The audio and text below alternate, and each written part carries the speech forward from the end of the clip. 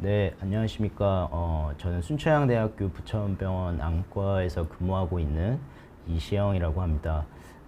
먼저 이제 사실 그 유튜브 저도 종종 시청하긴 하는데 이렇게 직접 촬영하는 거는 처음이어가지고요. 그리고 이제 실시간으로 이 여러 구독자분, 시청자분들과 소통하면서 촬영하는 건 좀 처음이어서 혹시나 진행이 매끄럽지 않으면 좀 양해의 말씀을 먼저 부탁드리겠습니다.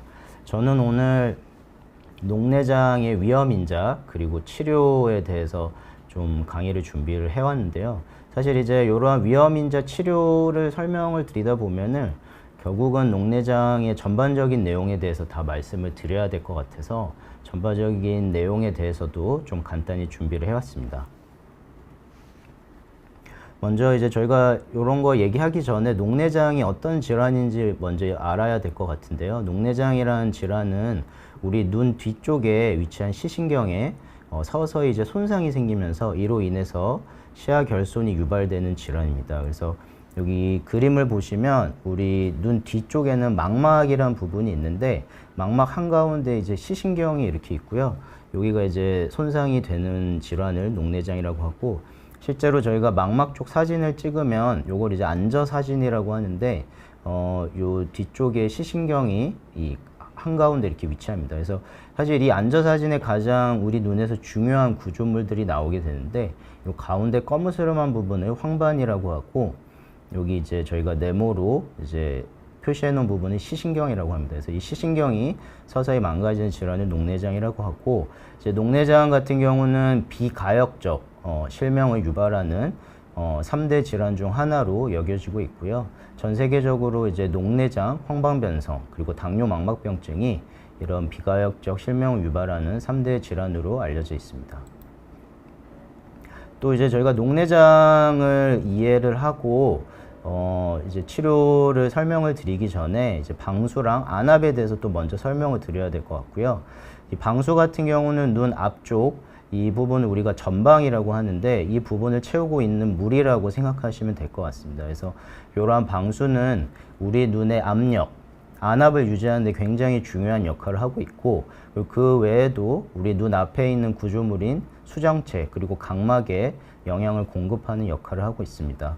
주로 이제 방수는 우리 그 흔히 보면 갈색 동자라고 하죠. 갈색 동자를 이제 홍채라고 하는데, 홍채 뒤쪽에 위치한 이 선모체에서 방수가 계속 끊임없이 생성이 되고, 여기 이제 그림에서 보시는 것처럼 수정체 앞쪽으로 이렇게 방수가 앞으로 나와서 이쪽에 이제 섬유주라는 트라베큘라 메쉬웍이라고 하는 이 섬유주를 통해서 방수가 빠져나가게 됩니다. 사실 여기 그림을 보시면 이 아래쪽으로도 일부가 빠져나간다고 얘기를 하는데, 여기 이제 포도막 쪽으로 방수가 유출되는 경로도 있긴 한데, 이 섬유주로 유출되는 방수가 거의 70에서 80% 정도 차지하기 때문에 이 섬유주가 우리 방수가 빠져나가는 길에서 가장 중요한 역할을 한다고 알고 계시면 될 것 같습니다.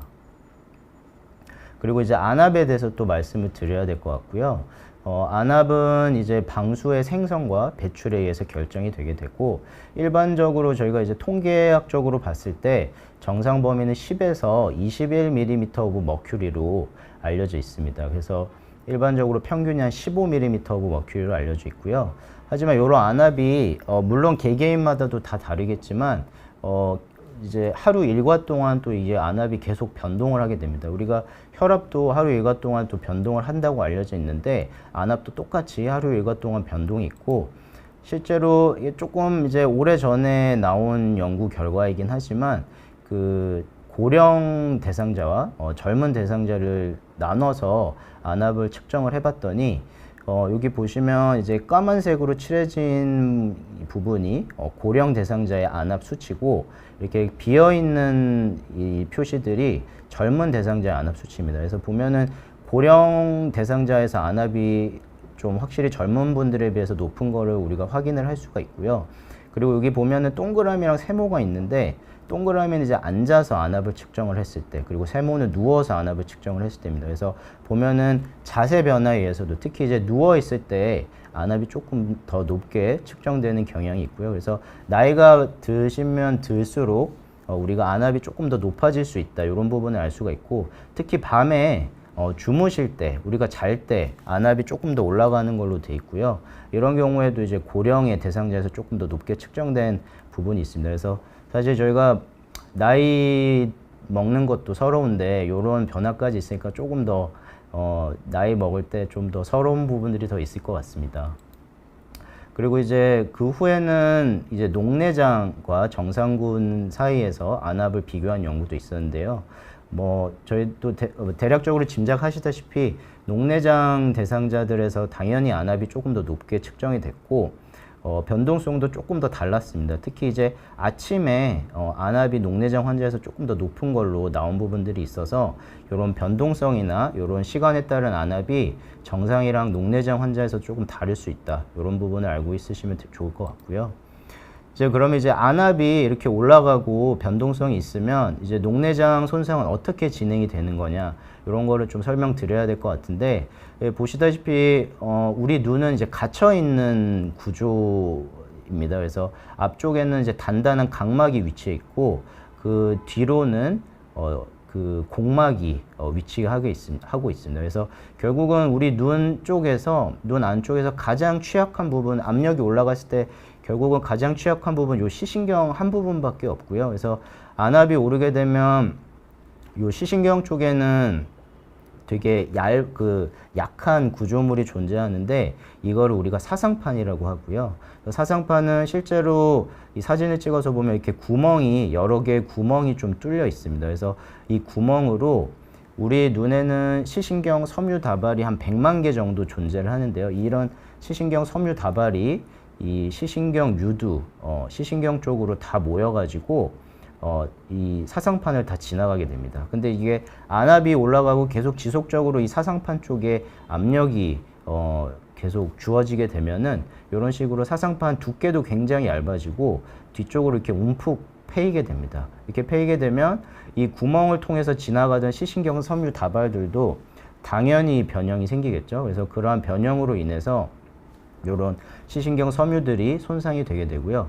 이런 시신경 섬유들은 사실 우리 망막 제일 안쪽에 위치한 이 망막 신경절 세포의 신경 섬유들인데 이런 시신경 다발들이 손상이 되면서 이 그 망막 신경절 세포도 같이 손상이 되는 걸로 아직까지는 이제 녹내장 신경 손상의 진행 원인이 이런 식으로 알려져 있습니다. 그 다음에는 이제 저희가 녹내장의 종류에 대해서 알아봐야 될 것 같고요. 실제로 안압이 높은 경우에는 저희가 이제 고안압이라고 하는데 안압이 21mm of mercury, 그러니까 정상 범위보다 좀 더 높으면서 시신경에는 아직까지는 녹내장 손상이 없는 상태, 이런 경우를 저희가 이제 고안압증이라고 얘기를 하고요. 그리고 이제 안압이 높으면서 시신경에 녹내장성 손상이 존재했을 때는 이제 저희가 이제 녹내장으로 얘기하는데 이런 녹내장도 크게 두 가지로 저희가 나눕니다. 하나는 이제 개방각 녹내장, 하나는 이제 폐쇄각 녹내장이라고 얘기를 하는데 여기서 각이라는 게 좀 중요한 부분인데 아까 제가 보여드렸던 그림인데 보시면 이제 여기 섬유주가 있는 부분, 이쪽 부분을 저희가 각이라고 합니다. 영어로는 이제 앵글이라고 그러는데 그래서 이 각, 앵글이 열려 있냐 아니면 닫혀 있느냐에 따라서 이제 녹내장을 크게 두 가지 분류로 나누거든요. 그래서 열려 있는 경우는 우리가 개방각 녹내장, 그리고 구조적으로 닫혀 있는 경우는 폐쇄각 녹내장, 이렇게 일컫습니다. 그래서 개방각 녹내장 여기가 열려 있으면서 이제 안압이 높은 경우, 근데 이런 녹내장에서는 이 시신경의 손상이 서서히 진행하기 때문에 중기에서 말기까지 이르기 전까지는 전혀 증상이 없는 게 좀 특징적입니다. 그리고 이제 폐쇄각 녹내장 같은 경우는 이제 기계적으로 구조적으로 요 섬유주 쪽, 이쪽 각이 막혀 있는 경우 폐쇄각 녹내장이라고 하고요. 이런 경우는 급격한 안압 상승이 있을 수가 있어서 눈 통증이나 두통, 눈 충혈, 시력 저하, 그리고 뭐 구역 구토 같은 급격한 증상이 나타나게 됩니다. 그래서 이런 경우는 흔히 이제 응급실로 오시는 경우가 많이 있으시고요. 응급 처치가 필요한 경우가 많습니다. 근데 이런 폐쇄각 녹내장도 저희가 이제 만성 혹은 간헐성 폐쇄각 녹내장이 있는데 만성 같은 경우 이제 오랫동안 막혀 있는 경우는 안압 상승에 크게 환자분들이 증상이 없는 경우가 있을 수 있고요. 간헐성 같은 경우는 한번 막혔다 열렸다 막혔다 열렸다 이런 식으로 왔다 갔다 하는 경우에는 안압이 살짝 높아졌다 떨어졌다 높아졌다 떨어졌다 이러면서 증상이 별로 없는 경우들이 있어서 이런 경우에도 이제 말기에나 시력 저하가 발생을 하면서 좀 뒤늦게 병원에 찾아오시는 경우들이 좀 종종 있으십니다. 그리고 그 다음으로 이제 정상안압 녹내장이 있는데요. 사실 이 정상안압 녹내장이 중요한 건 우리나라 녹내장 환자 중에서 약 70에서 80% 정도 환자분들이 정상안압 녹내장이십니다. 그래서 그만큼 이제 동양인에서 좀 호발하는 녹내장 종류라고 알고 계시면 될 것 같고요. 특히 우리나라나 그 이웃나라인 일본에서 많은 걸로 알려져 있고요. 중국에도 물론 많고요. 그래서 안압이 정상 범위임에도 시신경 손상이 발생하는 경우 저희가 정상안압 녹내장이라고 하고 사실 큰 범주에서는 개방광 녹내장에 포함이 됩니다. 그래서 뒤에 이제 위험인자에 대해서 좀 제가 또 간단히 말씀드릴 텐데 이런 정상안압 녹내장 위험인자에 대해서 뒤에 제가 또 말씀을 드리도록 하겠습니다. 그 외에는 이제 태어났을 때부터 눈에 좀 구조적인 문제가 있어서 처음부터 이제 안압이 높은 경우 이걸 우리가 선천 녹내장이라고 하고 좀 어린 나이부터 안압이 높은 경우도 있는데 이걸 소아 녹내장이라고 하고요. 그 외에도 이제 2차 녹내장 이제 눈 안에 염증이 생겨서 특히 이제 포도막염 같은 경우 눈 안에 염증 세포들로 인해서 방수가 밖으로 빠져나가는데 장애가 생겨서 안압이 오르는 경우도 있고요. 그 외에도 이제 신생혈관 녹내장, 당뇨 망막병증 같은 경우 이제 조절이 잘 안 되는 경우에는 눈 안에 원래 있어서는 안 될 새로운 안 좋은 혈관들이 막 자라나기 시작합니다. 그래서 이런 것들이 망막 쪽뿐만이 아니라 눈 앞쪽까지 이제 침범을 해서 이제 방수 유출로를 막으면서 안압이 올라가는 경우들이 있고요. 그 외에도 다치신 경우, 외상성, 그리고 눈 수술 후에 안압이 올라가는 이 수술 후 녹내장, 이런 것들이 2차 녹내장으로 있을 수 있겠습니다. 이제 증상을 말씀드리면 이제 녹내장은 흔히 저희가 소리 없는 시력 도둑이라고 얘기를 많이 합니다. 그만큼 초기 녹내장 상태에서는 증상이 없는 경우가 대부분이고요. 그리고 시력 저하가 발생한 후에 병원에 오시면 이미 거의 중기에서 말기까지 진행한 경우들이 많습니다. 그래서 여기 보시면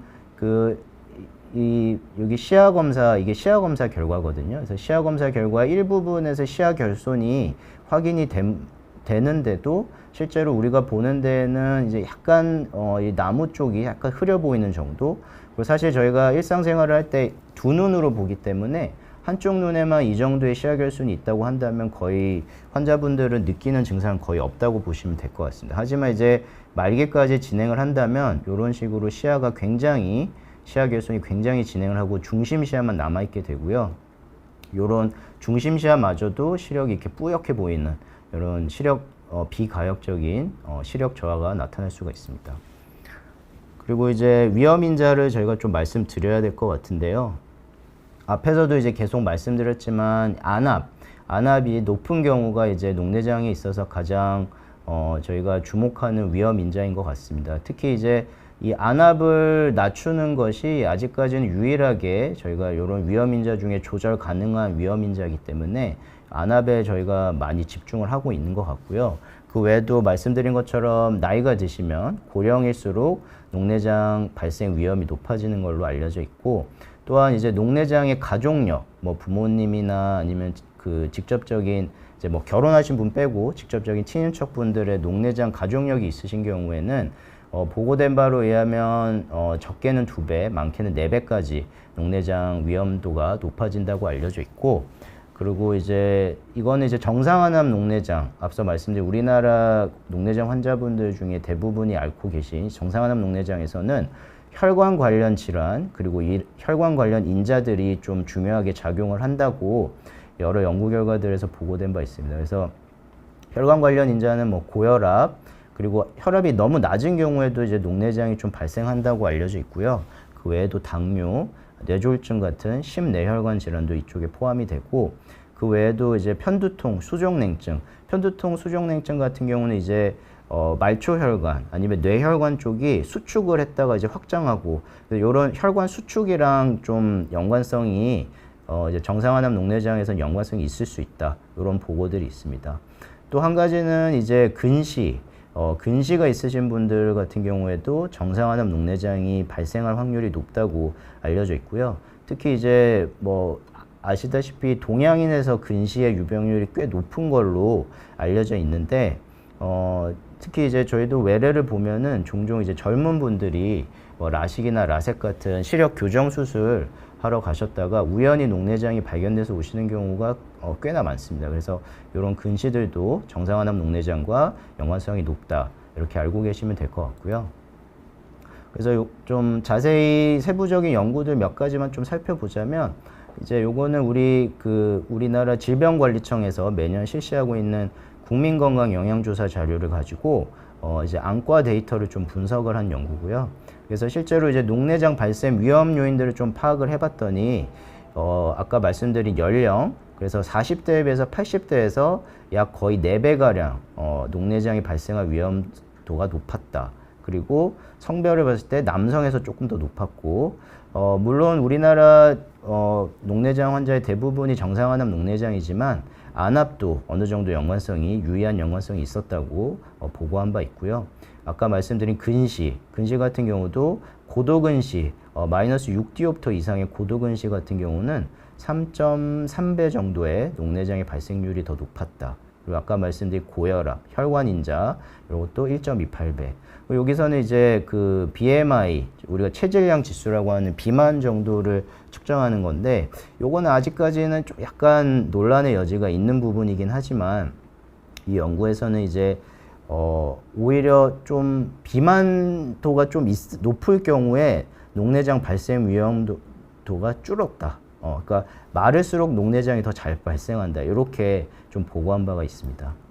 그리고 앞서 말씀드린 여러 혈관인자 이런 것들도 우리 국내 그 여러 교수님들께서 연구를 많이 해주셨고 이제 대표적으로 이제 우리 요새 다른 연구 분야에서도 빅데이터가 유행이긴 한데 우리나라에서 의료 분야의 이제 빅데이터 연구는 대부분 앞서 말씀드린 국민건강영양조사 자료 아니면 이런 국민건강보험 코호트 자료 이런 것들로 주로 연구를 많이 하고 있거든요. 그래서 이런 빅데이터 연구들을 통해서 고혈압에서 녹내장 발생할 확률이 유의하게 높았다. 그리고 당뇨도 마찬가지.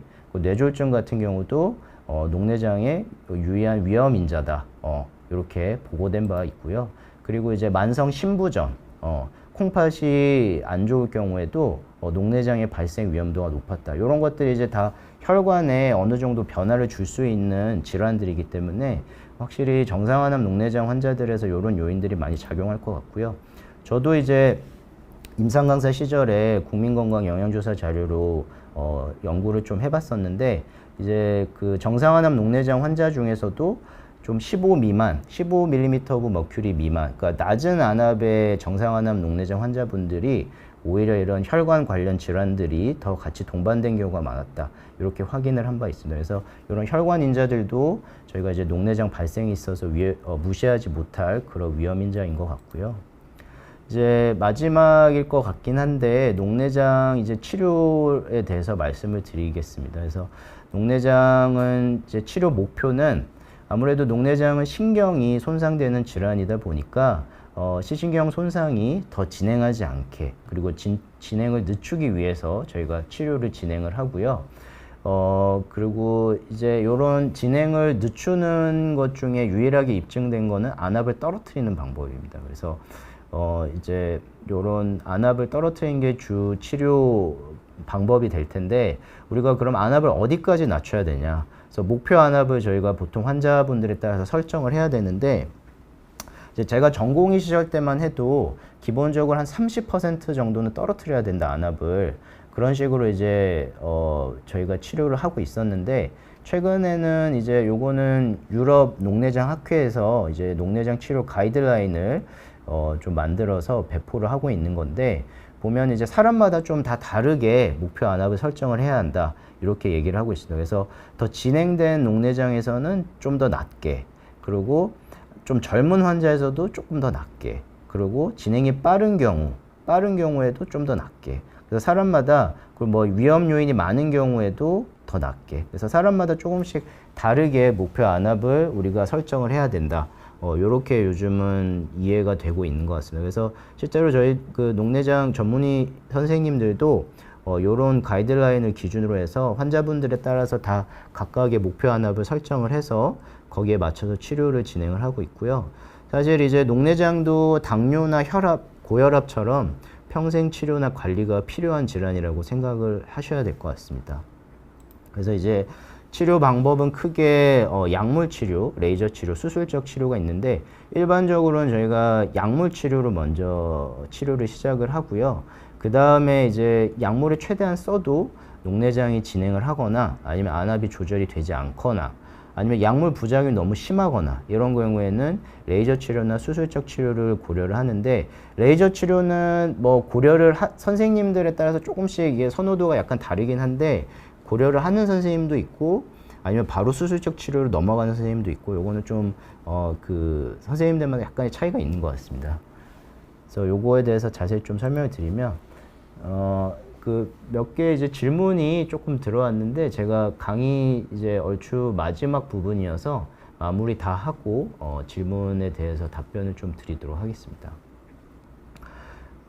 이제 약물 치료에 대해서 먼저 말씀을 드리면 아까 말씀드린 것처럼 처음으로 저희가 선택되는 치료 방법이 바로 약물 치료고 약물은 사실 항상 이제 외래에서 환자분들이 오시면 녹내장은 먹는 약은 없나요? 안약이 너무 불편해요. 이렇게 항상 말씀하시는데 사실 이제 눈으로 약제가 침투하는 데는 아직까지는 안약 형태가 가장 효과적이고 먹는 약은 실제로 눈 안쪽까지 침투하는 효과가 높지는 않아서 아직까지는 안약을 저희가 1차 약제로 선택을 하고 있습니다. 그래서 이 안약들이 보시면 그림에서 보신 것 같이 굉장히 많고요.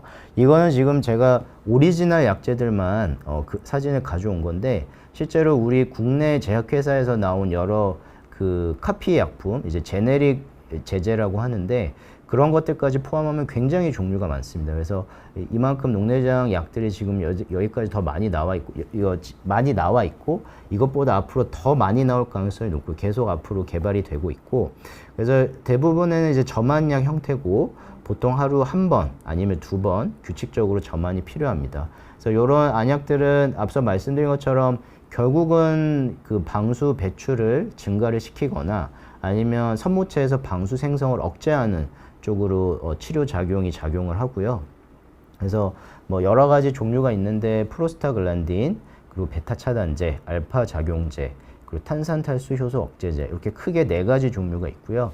실제적으로 이제 굳이 4가지 중에 저희가 따지자면 여러 치료 가이드라인에 의하면 이런 프로스타글란딘 제제를 저희가 1차 약제로 고려를 하는 게 좋다 이렇게 나와 있습니다. 그래서 이 프로스타글란딘 제제는 하루에 한 번 저녁에 점안하는 제제고요. 나머지는 저희가 다 2번, 하루에 2번 정도 점안을 하는 제제라고 알고 계시면 될 것 같습니다.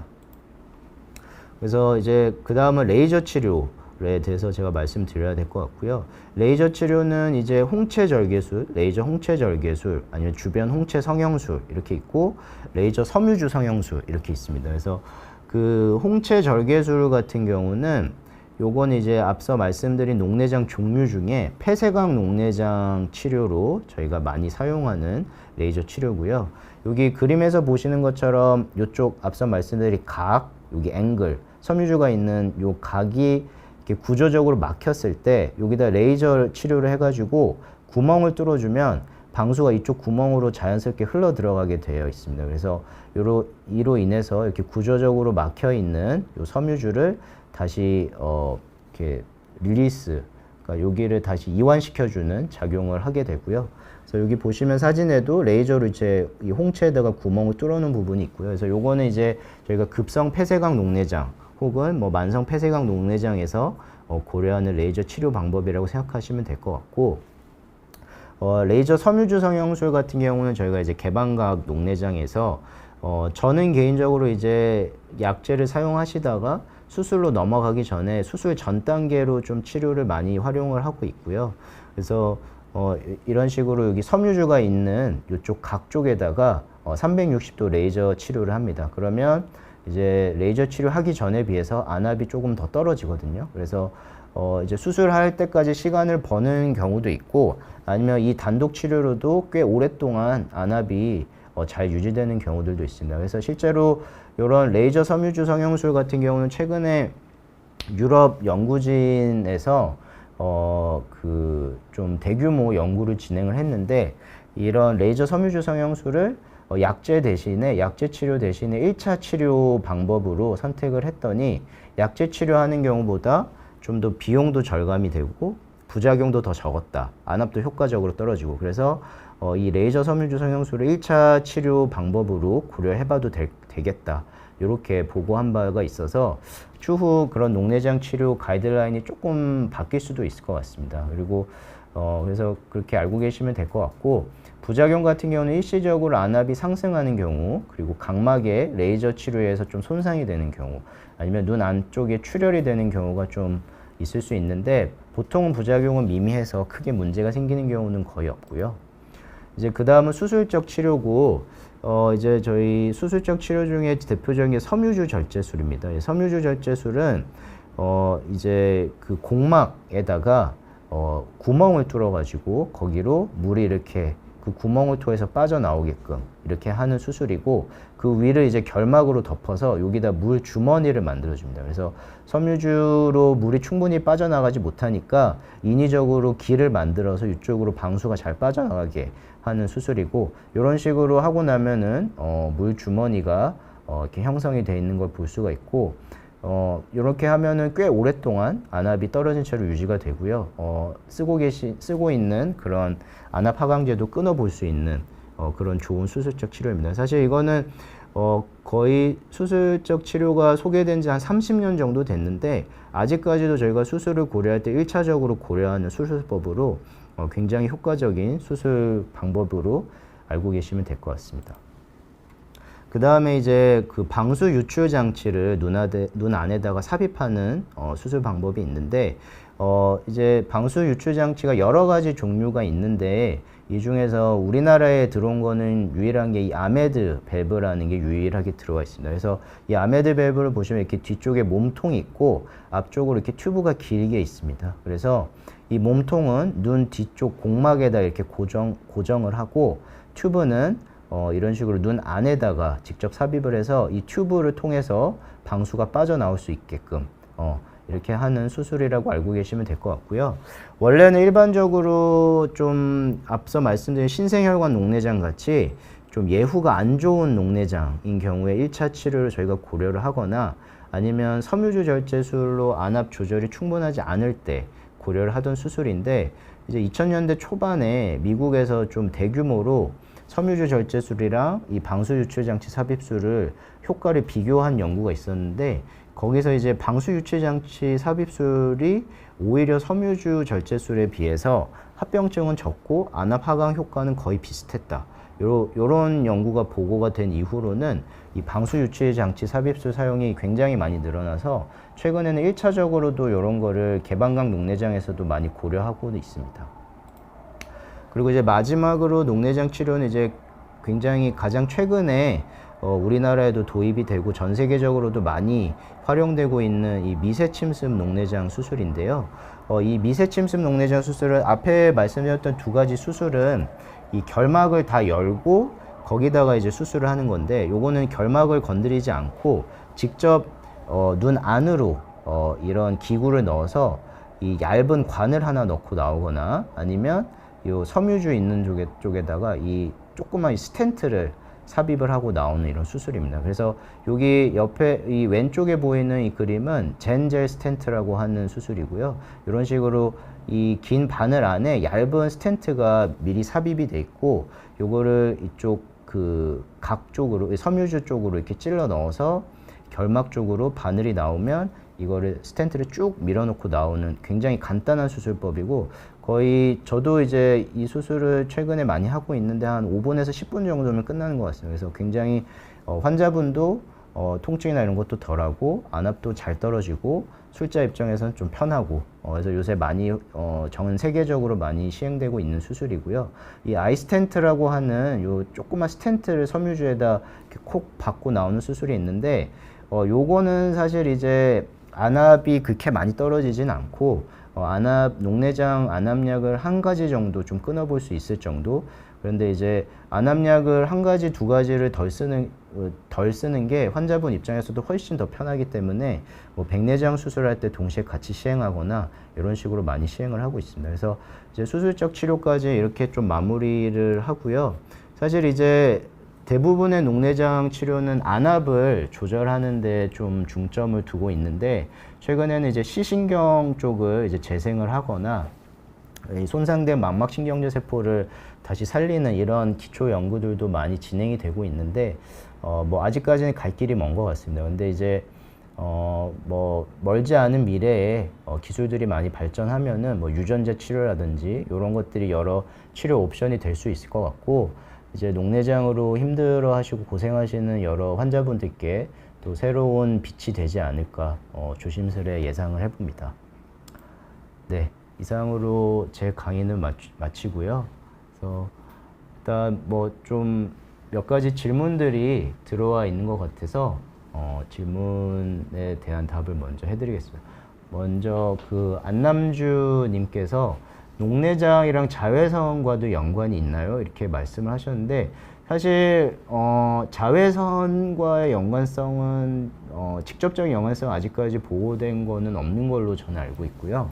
자외선 같은 경우는 오히려 뭐 백내장 이런 것들이랑 좀 연관성이 있는 걸로 알려져 있습니다. 그래서 녹내장은 오히려 햇빛을 많이 보면 비타민 D가 이제 저희 몸에서 활성화되는데, 그런 비타민 D가 오히려 녹내장에 더 보호 효과가 있을 수 있다, 이런 연구들은 있긴 있거든요. 그래서 햇빛 노출과 그런 연구들이 있는데 자외선은 아직까지 나와 있는 건 없는 걸로 저는 알고 있습니다. 그리고 이제 안남주님께서 또 저기 어떻게 관리해야 녹내장을 예방할 수 있나요? 사실 이제 뭐 녹내장 발생을 예방할 수 있는 방법은 없고요. 그래서 만약에 이제 뭐 가족력이 있으시다거나 아니면 고도근시가 있으시다거나 아니면 저기 그 뭐 고혈압이나 당뇨 이런 질환을 앓고 계신 분들은 좀 정기적으로 안과 검진을 받으면서 녹내장에 대한 검진을 받으시는 게 뭐 유일한 녹내장 예방 방법일 것 같습니다. 그리고 고촌 날다람쥐님께서 시력에 마이너스라는 기준 자체가 없다는데 맞나요? 시력 마이너스 1.5야 이런 것들을 들으신다고 말씀하셨는데, 뭐 사실 녹내장이랑 상관없는 거긴 한데, 이제 마이너스라는 거는 저희가 이제 디옵터를 말씀하시는 것 같고요. 저희가 안경이 이제 도수가 있는데, 근시 같은 경우는 저희가 마이너스 디옵터라고 하고 원시 같은 경우는 플러스 디옵터라고 합니다. 그래서 대부분의 이제 젊은 분들은 다 근시를, 그러니까 안경을 쓰신다면 대부분의 경우 근시이기 때문에 아마 근시 도수를 말씀하신 것 같고요. 말씀하신 것처럼 시력에는 마이너스는 없고, 저희가 보통 뭐 시력표를 보시면 0.1에서 2.0까지 이렇게 있거든요. 그래서 시력이 마이너스라는 건 좀 잘못된 내용으로 알고 계시면 될 것 같습니다. 그리고 이제 고촌 날다람쥐님께서 또 백내장 시력 회복이 어느 정도 되고 녹내장은 시력 회복이 어느 정도 되나요? 사실 이제 백내장, 녹내장 요거를 좀 헷갈려 하시는 분들이 좀 종종 계신 것 같아요. 제가 외래 진료를 봐도 녹내장 의심소견이 좀 있으신데요. 그러면 저 녹내장 수술했는데요, 이렇게 말씀하시는 분들인데, 이제 백내장, 그런 경우는 이제 백내장이랑 좀 혼동되시는 분들이 있는 것 같고, 백내장은 이제 나이가 드시면서 수정체에 혼탁이 생겨서 시력 저하가 생기는 경우고, 이런 경우는 이제 수술을 하면은 대부분 다 시력 회복이 잘 되십니다. 근데 이제 녹내장 같은 경우는 이제 제가 말씀드린 것처럼 신경이 망가지는 질환이기 때문에 이미 시력이 떨어진 상태면 다시 이게 시력 회복은 힘들다고 보시면 될 것 같습니다. 그리고 엔젤님께서 녹내장은 어떤 분들이 위험한가요? 저는 10년 전 라식 수술을 하고 안구 건조증이 생겨서 2개월마다 정기 검진하면서 인공 눈물 약을 쓰고 계신다고, 그리고 온찜질도 하고 계시고, 근데 이제 정기 검진을 다니시는 게 필요할까 이렇게 질문을 주셨는데, 사실 이제 아까 말씀드린 것처럼 이제 근시가 녹내장 발생의 위험 인자이기도 하고요. 그래서 보통 라식 라섹 수술하시고 아니면 이제 검진을 라섹 수술 상담을 하러 가셨다가 우연히 발견되는 분들이 종종 있습니다. 그리고 사실 10년 전에 만약에 하셨다고 하면은 보통 이제 저희가 라식 라섹 수술하기 전에 그 녹내장 검진을 하긴 하거든요. 하는데 이제 그때 당시는 좀 검사 장비들이 지금처럼 발달되어 있지 않아서 좀 미세한 손상들을 놓치는 경우들이 종종 있으실 수 있어서 만약에 뭐 근시가 꽤 심하신 편이시고 하면은 한 번쯤 녹내장 검진을 받아보시는 게 좋으실 것 같습니다.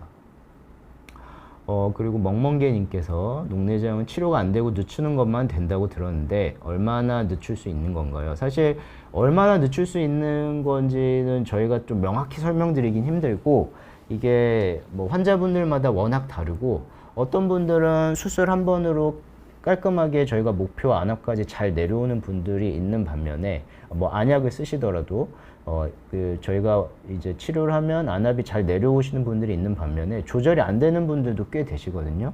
그래서 그런 경우는 저희가 아무리 치료를 해도 저희가 원하는 목표 안압까지 도달하지 못하고 그렇게 되면 조금 진행이 빠르실 수가 있고요. 만약에 안압 조절이 잘 되고 어느 정도 안정화된다면 평생 그 상태로 유지되시는 분들도 많이 있습니다. 그래서 그거는 워낙 환자분들에 따라 좀 다를 수가 있기 때문에 그렇게 알고 계시면 될 것 같고요. 그리고 미리미네 님이 밤이 되면 눈이 무지하게 피곤한데 근시와 난시가 있는데 왜 그럴까요? 사실 이제 근시 같은 경우는 가족력이 있는 경우가 좀 많습니다. 그래서 가족력이 있으면 근시가 있는 경우가 많고 그리고 이제 최근에는 우리가 실내에서 생활하는 시간이 많아지기 때문에 실내에서 생활을 많이 할수록 근시가 더 잘 생긴다 이런 보고들도 있거든요. 그 난시 발생은 사실 저희가 좀 이해하지 못하는 부분들이 많아서 발생하는 원인은 저도 잘 모르겠습니다. 근데 밤에 눈이 피곤한 경우는 대부분의 경우 안구 건조증 때문에 그러신 경우가 많으세요. 그래서 만약에 많이 불편하시면 인공눈물 같은 거를 좀 점안해 주시면 좋을 것 같고요. 조정현님, 얼마 전에 녹내장, 백내장 수술 후 직사광선에 눈을 잘 못 뜨는데 왜 그런지요? 이게 저희가 수술을 하고 나면은 글쎄요, 지금 정확히 어떤 상태신지 제가 뭐 잘은 모르지만 이제 수술을 하고 나면은 조금 빛에 민감해지실 수 있습니다. 그래서 이제 동공 같은 것도 조금 커져 있는 경우도 있으실 수 있고 아니면은 수술 후에 건조증들이 많이 생기거든요. 그래서 안구 건조증 때문에도 굉장히 빛에 민감해지고 눈이 부시고 이런 증상들이 생기실 수 있으신데 만약에 너무 많이 불편하시다면 수술 받으신 병원에서 한번 다시 진료를 좀 보시는 게 좋으실 것 같고요. 그리고 이제 카인다님께서 초고도 근시 정상안압 녹내장을 지금 앓고 계시다고. 근데 이제 밤눈이 최근에 어두워진 걸 느끼는데 야맹증이 녹내장 증상 중에 하나인가요? 담당 주치의께서는 녹내장인지 아닌지 애매하다고 그럽니다. 사실 이제 야맹증이 밤에 좀 시력이 떨어지게 녹내장 증상 중 하나는 맞고요. 저희가 이제 아까 망막신경절 세포가 손상이 주로 된다고 그러는데 이 망막신경절 세포가 손상이 되면은 이 여러 물체들의 대비 감도가 되게 떨어져요. 그래서 이렇게 밝은 데서는 어느 정도 잘 보이는데 어두운 데서는 이제 사물의 대비 감도가 떨어지기 때문에 사물을 정확히 구분을 못하고 일종의 야맹증처럼 좀 잘 안 보이시는 경우가 있거든요. 실제로 제 환자분들 중에서도 밤에 운전하기 너무 힘들다고 하시는 분들이 꽤 많습니다. 그래서 요거는 녹내장 증상 중에 하나라고 보시면 될 것 같고 이제 녹내장인지 아닌지 애매하다고 그러시는 거는 사실 마이너스 13디옵터면 굉장히 초고도 근시시거든요. 그래서 이런 경우는 망막도 굉장히 얇아져 있고 시신경 모양도 정상분들에 비해서 많이 좀 변형이 되어 있을 가능성이 높기 때문에 그런 경우는 사실 녹내장 전문의가 봐도 좀 감별이 힘든 경우가 좀 종종 있습니다. 그래서 만약에 조금 보다 정확한 걸 알고 싶으시면 좀 대학병원이라든지 좀 큰 병원 가서 한번 다시 좀 진료를 보시면 좋으실 것 같고 그리고 이제 눈 안마 치료기로 안구 건조증을 사용하시는데 안구 건조증 외에 다른 효과도 있을까요? 온찜질, 뭐 약한 진동 이런 치료기 말씀하시는 것 같은데 사실 이제 온찜질은 건조증 치료기로 나온 거기 때문에 다른 치료랑은 질환이랑 크게 상관은 없으실 것 같고요. 그래서 건조증 치료로 알고 계시면 될 것 같습니다. 그리고 김대훈님, 정상화암 녹내장으로 진단되었는데 약은 어떤 걸 처방해 주는 대로 가면 되나요?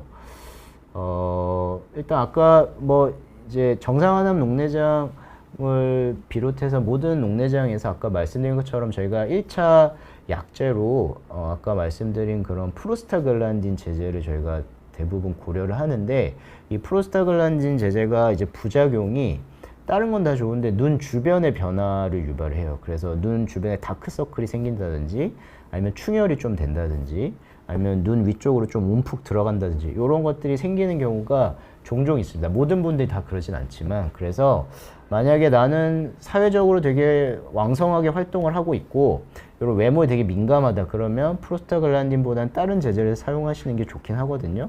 그런 것들은 이제 좀 그 진료 보시는 병원에 가셔서 주치 선생님이랑 좀 상의를 하시면서 종류를 정하시면 될 것 같고, 엔젤님, 안과 검진 가면 진료 전 모든 환자에게 검사하는 안과 검사와 녹내장도 확인할 수 있는 건가요? 아니면 녹내장 검사를 별도로 해달라 요청해야 되나요? 사실 우리가 이제 안과를 가시면 시력 안압은 거의 기본적으로 재는 경우가 많이 있고요.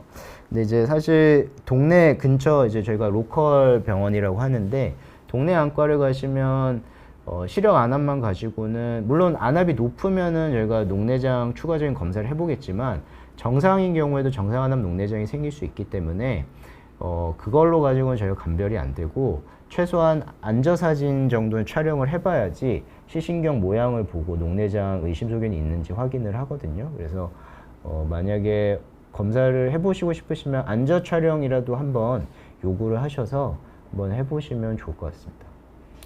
안나 JJ님, 10년 전 라섹 수술을 하셨고 안구 건조증이 심해지셨고 약을 처방받아서 쓰고 계시는데 스테로이드 안약을 쓰고 계시고, 스테로이드 같은 경우는 이제 노년의 녹내장 발생 확률을 어느 정도 높이나요? 녹내장 우리나라 사람은 정상 안압이어도 녹내장의 경우가 있었는데 안압 검사 위에 어떤 검사를 더 해야 할까요? 이제 스테로이드에 의해서도 안압이 올라가는 경우들이 있어요. 그래서 안압이 올라가면은 그로 인해서 녹내장이 생길 수가 있는데, 그래서 이걸 스테로이드로 인한 고안압 그리고 녹내장으로 얘기를 하거든요. 근데 사실 젊은 사람들한테서 스테로이드 때문에 안압이 올라가는 경우가 더 많고요. 나이가 들면 들수록 스테로이드에 대한 그 안압이 올라가는 경우가 좀 덜한 걸로 알려져 있습니다. 그래서 사실 저희가 건조증에서 그 말씀하신 그런 스테로이드 약은 많이 쓰거든요. 근데 스테로이드도 이제 종류별로 이 강한 스테로이드가 있고 약한 스테로이드가 있어요. 그래서 약한 스테로이드는 뭐 어느 정도 치료제로 쓰셔도 무방한데, 이제 강한 스테로이드를 몇 개월에서 뭐 몇 년 동안 계속 쓴다면 그로 인해서 녹내장도 생기고 그리고 백내장도 생길 수가 있습니다. 정상안압 녹내장은 아까 말씀드린 대로 그런 안저검사로도 저희가 대략적으로 의심 소견이 있는지는 확인할 수가 있거든요. 그런 것들을 좀 해보시면 좋을 것 같고, 멍멍개님, 그리고 렌즈를 안 빼고 자고 그러면 녹내장의 원인이 된다고 들었는데 맞나요? 요거는 특별히 상관은 없고요. 그리고 또 이제 아이봉이라는 눈세척 제품을 쓰시는데 사실 뭐 저희는 이게 뭐 이렇게 직접적으로 연구된 그런 것들은 아니어서 이 아이봉이라는 제품이 막 환자들께 이게 추천드리거나 하지는 않습니다. 근데 그런 게 이제 확실히 세척 효과는 있으실 수는 있어서 뭐 특히 미세먼지 많은 날 이럴 때 눈 세척을 하시면 좀 도움이 되실 수는 있을 것 같고요. 또 엔젤님, 안과마다 대부분 인공눈물 다르게 처방하는데 바꿔도 사용해도 괜찮나요? 뭐 눈물약은 이게 제약회사마다 이름이 조금씩 다 다르고요. 성분이 몇 가지 크게 있는데 사실 뭐 바꿔서 쓰셔도 전혀 문제는 없습니다. 그래서 그 성분 바꾸는 거에 대해서 너무 걱정하실 필요는 없으실 것 같고요. 미리미네님, 안경 쓰면 왼쪽 눈이 멍하게 잠이 오려 하고 안경에서는 컨디션 문제라고 하고, 근데 이제 안경을 벗으면 괜찮으시다고 하신 건가요? 그래서 뭐 글쎄요, 안경 도수가 안 맞으실 수도 있을 것 같으니까 한번 검사를 받아보시면 좋으실 것 같고, 그리고 안나 JJ님, 아까 말씀드렸던 안저 촬영에 대해서 질문이신 것 같은데, OCT 검사가 안저 촬영인가요? 이렇게 질문하셨는데, 이제 OCT 검사 같은 경우는 이 안저 촬영은 아니고요. 저희가 이제 빛간섭 단층 촬영이라 그래서 실제로 시신경의 두께를 측정하는 검사입니다. 그래서 저희가 안저 촬영에서 의심 소견이 있으면 그 다음에 OCT 검사를 하거든요. 그리고 뭐 아예 처음부터 같이 하는 경우도 있고, 녹내장 검사를 시행을 할 때. 그래서 이 OCT 검사로 봤을 때 조금 더 저희가 시신경 손상 소견을 명확히 볼 수가 있기 때문에 만약에 OCT 검사까지 해보자고 하시면, 그것까지 하시면 확실히 녹내장 여부에 대해서는 확인을 해보실 수 있을 것 같습니다. 그리고 소금님, 사이클로스포린 안약 쓰고 계시는데, 안구 건조증 약으로 저희가 많이 쓰죠. 사이클로스포린 안약. 수년간 치료받아도 부작용 없이 괜찮을까요? 사실 이제 사이클로스포린 제제는 이제 먹는 약으로는 면역 억제제거든요. 근데 이게 굉장히 낮은 농도로 안약으로 하면은 눈물 분비도 촉진시켜주고 눈 표면에 염증도 잡아주는 효과가 있어서 건조증 약으로 많이 쓰고 있고요. 사실 수년간 치료받아도 크게 부작용은 없습니다. 그래서 걱정 안 하시고 쓰셔도 될 것 같고요. 노화는 나이가 들수록 심해지는 건가요? 네, 노화는 사실 40, 50대에 가장 급격히 변화한다고 알려져 있고요. 사실 이제 한 60, 70대 넘어가시면서는 아마 노안 도수는 크게 변화는 없으실 가능성이 높습니다. 엔젤님, 이제 눈꺼풀 쪽에 수술을 하시고 각막에 상처가 생기셨는데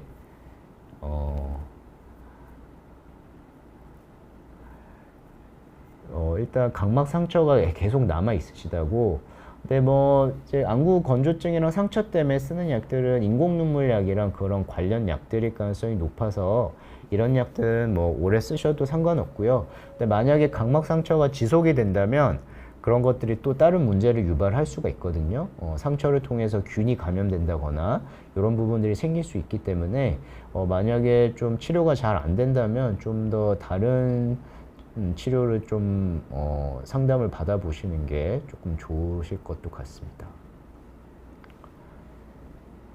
네, 강의 끝나고 좀 여러 질문을 많이 주셨는데요. 이제 뭐 녹내장 뿐만 아니라 녹내장이랑 상관없는 안구 건조증 질문도 많이 주셨는데 적절한 답변이 되셨을지 모르겠습니다. 그래서 뭐 이제 녹내장에 대해서 궁금하셨던 분들이나 아니면 가족분 중에 녹내장을 앓고 계시거나 아니면 직접 녹내장 안약을 쓰고 계시거나 이런 분들한테 오늘 말씀드린 내용이 도움이 많이 됐으면 좋겠고요. 마지막으로 질문이 2개 더 올라서 요거 2가지만 제가 답변을 드리고 마무리하겠습니다. 일회용 안나 JJ님, 일회용 눈물은 딱 한 번만 써야 되나요? 2시간 후 한 번 더 쓰고 버리는데 안 좋을까요? 사실 이게 일회용이 기본적으로는 저희가 한 번 따서 한 번 넣고 버리라고 되어 있는데요. 사실 하루 정도 쓰셔도 됩니다. 원래 기존에는 하루 정도 마개를 막아서 쓰다가 이게 조금 문제 소지가 있겠다 해가지고 한 번 쓰고 버리라고 하는데, 저는 환자분들한테 그냥 하루 정도 쓰셔도 된다고 말씀드리고요. 한 번 더 쓰시는 데 전혀 문제 없으실 것 같고, MJ님, 잘라탄 사용 중인데 아까 제가 말씀드렸던 여러 눈꺼풀 관련 변화가 있으신 것 같습니다. 근데 코소분이라는 약은 또 너무 따갑고 잘라탄으로 바꾸었는데 외모 변화가 역시 신경 쓰입니다. 다른 안약으로 바꿔봐야 할까요? 이렇게 말씀하셨는데, 사실 이제 잘라탄이라는 약은 아까 말씀드린 그 프로스타글란딘 제제 대표적인 저희가 뭐 요새 백신 때문에 워낙 유명해진 회사죠. 화이자 회사에서 나온 잘라탄이라는 약인데, 이게 뭐 가장 오리지널 약이고 제일 많이 쓰는 약이에요, 우리나라에서. 근데 말씀드린 것처럼 이 눈꺼풀 변화가 잘 오실 수 있고, 코섭도 이제 굉장히 오래전부터 저희가 쓰고 있는 약이고 효과도 좋고, 근데 유일한 단점은 따가운 겁니다. 그래서 그런 거를 다 말씀을 해주셨는데, 최근에 나온 약 중에 안압 하강 효과는 좋고 저만감도 좋고 그리고 눈 주변 변화는 없고 이런 약들이 좀 나와 있거든요. 그리고 이제 코섭이랑 비슷한 종류인데 좀 더 저만감이 좋은 약들도 있어요. 그래서 이런 것들은 너무 이제 신경이 쓰이시고 이제 코수업도 써보니까 너무 힘들다 그러면 주치 선생님이랑 상의를 해서 새로 나온 약들이 많으니까 한번 상의를 해서 바꿔보는 게 좋으실 것 같습니다. 네, 이상으로 이제 질문 답변은 웬만큼 드린 것 같고요. 그래서 오늘 강의 내용이랑 이런 것들이 많은 분들께 도움이 되고 특히 이제 녹내장 앓고 계신 분들께도 많은 도움이 됐으면 좋겠습니다. 네, 이상으로 마치겠습니다.